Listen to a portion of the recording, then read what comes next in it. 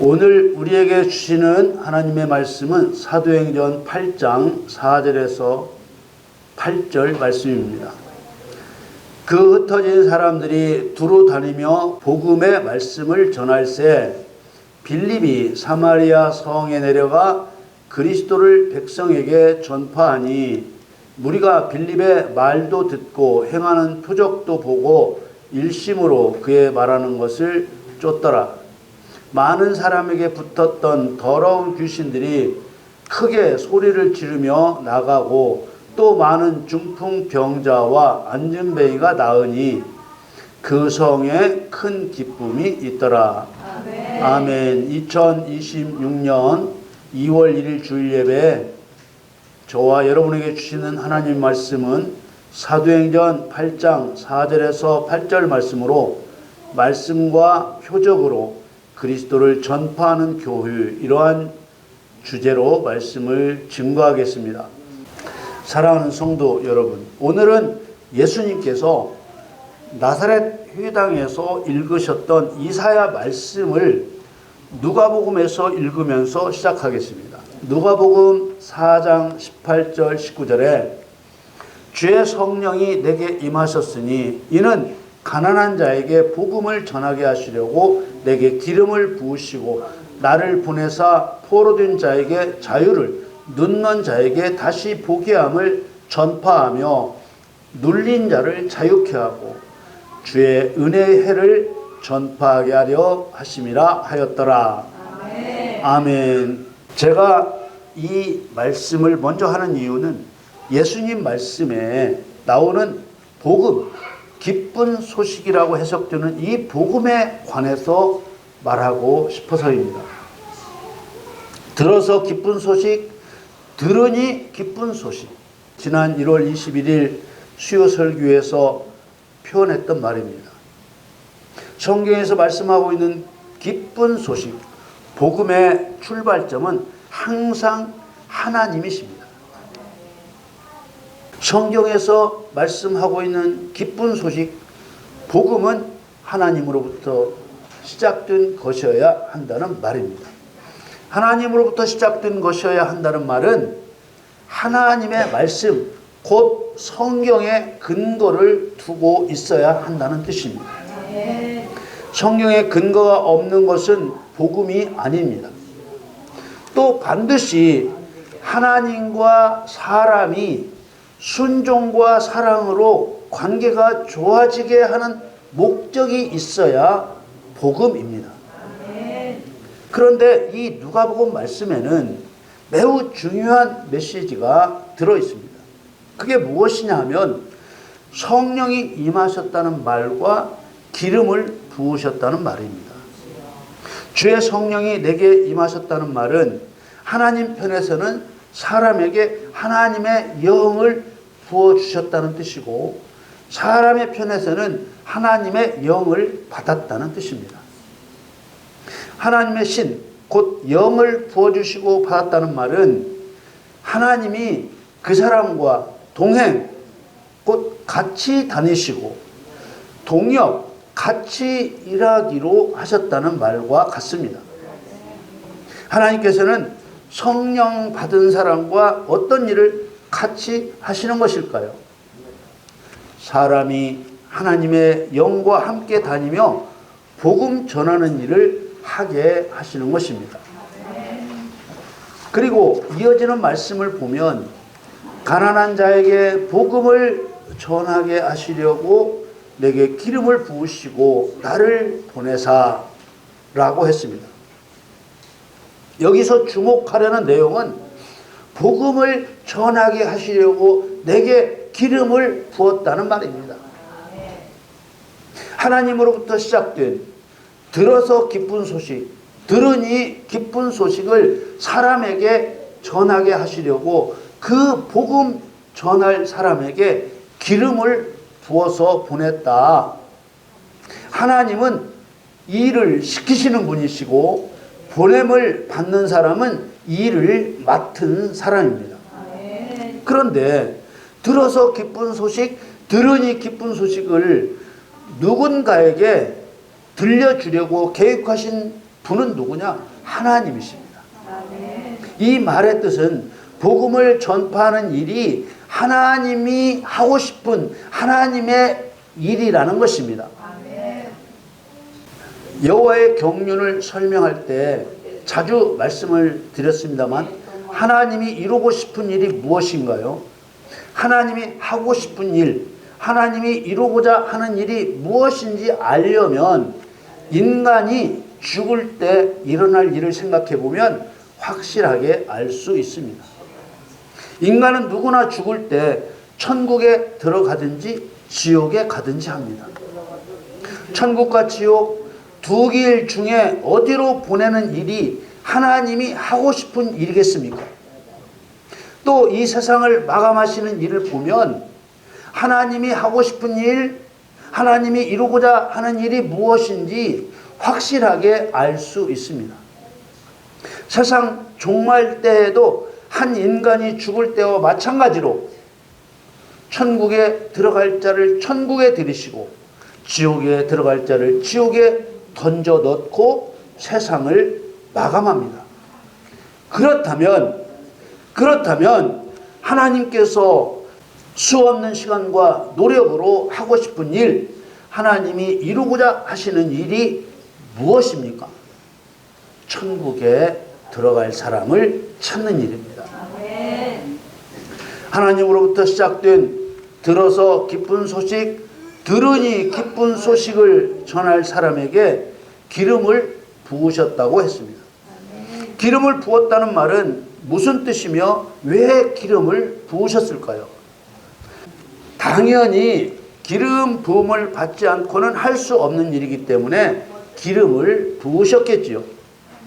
기름 부음의 의미는 일을 맡겨 직책에 임명한다는 의미가 있습니다. 또 능력을 주신다는 의미가 있습니다. 구약시대에 제사장과 선지자와 왕을 임명할 때 기름을 머리에 부어서 임명했습니다. 그리고 맡은 일을 하려면 거기에 맞는 능력이 있어야 하겠지요. 그래서 부활의 주님께서 제자들에게 말씀하셨지요. 누가복음 24장 49절에 볼지어다 내가 내 아버지의 약속하신 것을 너희에게 보내리니 너희는 위로부터 능력을 입히울 때까지 이 성에 유하라 하시니라. 또 아버지의 약속하신 성령과 능력을 부어주실 것을 기다리라고 하셨지요. 그리고 사도행전 1장 8절에 보면 오직 성령이 너희에게 임하시면 너희가 권능을 받고 예루살렘과 온 유대와 사마리아와 땅 끝까지 이르러 내 증인이 되리라 하셨죠. 능력 없으면 아무것도 할 수 없는 것입니다. 왜 들어서 기쁜 소식, 들으니 기쁜 소식 복음을 전하는데 이런 능력 받는 과정이 필요할까요? 앞에서 본 누가복음 4장 18절 19절에 나오지요. 포로된 자에게 자유를, 눈먼 자에게 다시 보게 함을 전파하며 눌린 자를 자유케 하고 주의 은혜의 해를 전파하려면 하나님의 능력, 곧 성령과 능력이 없이는 할 수 없는 영의 일이기 때문입니다.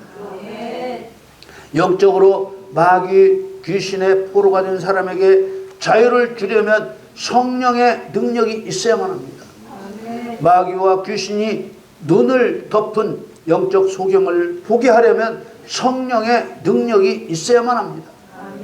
마귀와 귀신에게 영적으로 눌린 사람을 자유케 하려면 성령의 능력이 있어야만 합니다. 사도행전에 나오는 제자들이 하나같이 말로만이 아니라 능력으로 귀신을 쫓아내고 병자를 고치는 기사와 표적을 행하며 복음을 전했습니다. 베드로와 요한 사도가 그랬고 스데반 집사가 그랬습니다.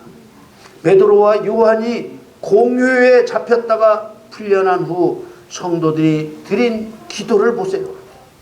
사도행전 4장 29절에 주여 이제도 저희의 위협함을 하감하옵시고 또 종들로 하여금 담대히 하나님의 말씀을 전하게 하여 주옵시며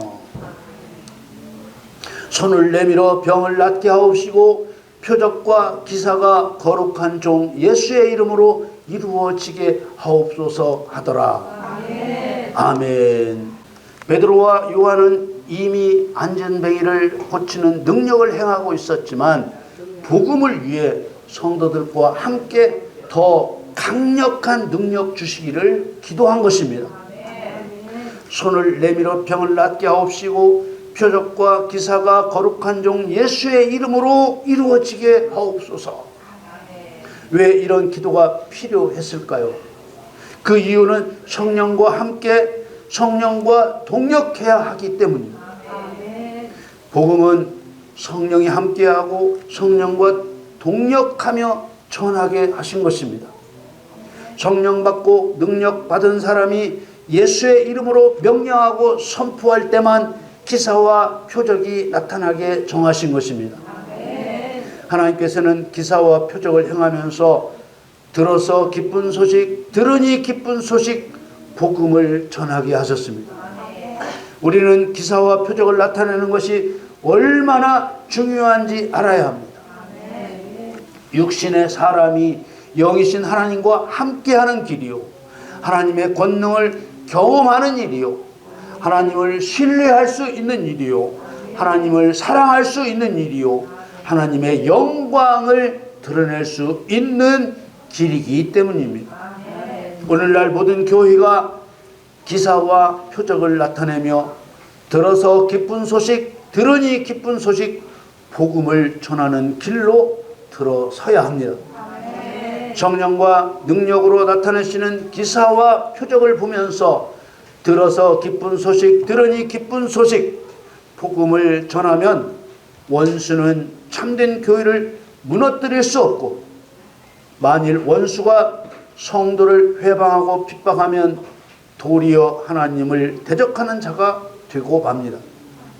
스데반은 믿음과 은혜가 충만했고 은혜와 권능이 충만하여 큰 기사와 표적을 사람들에게 행하였습니다. 스데반은 출애굽 사건으로 예수가 그리스도심을 나타내며 하나님 말씀을 전했습니다. 스데반은 목숨을 걸고 유대인이 하나님 백성으로 유장한 사탄의 모임임을 드러냈습니다. 스데반이 유장된 하나님 백성인 유대인들의 돌에 맞아 죽는 일과 함께 교회에 큰 핍박이 일어났습니다. 핍박이 너무 심해 견딜 수 없어서 예루살렘 교회 성도들이 유대와 사마리아 땅으로 흩어졌습니다. 사울, 곧 바울이 되기 전에 사울은 교회 공동체를 파괴하고 집마다 수색하여 그리스도인들을 찾아내 옥에 가두었습니다. 그런데 유대와 사마리아로 쫓겨간 성도들은 오히려 여기저기 다니며 복음을 전했습니다. 사도행전 8장 4절에 그 흩어진 사람들이 두루 다니며 복음의 말씀을 전할세. 두루 다녔다는 말은 우리에게 용기를 주는 말입니다. 한번 생각해 보십시오.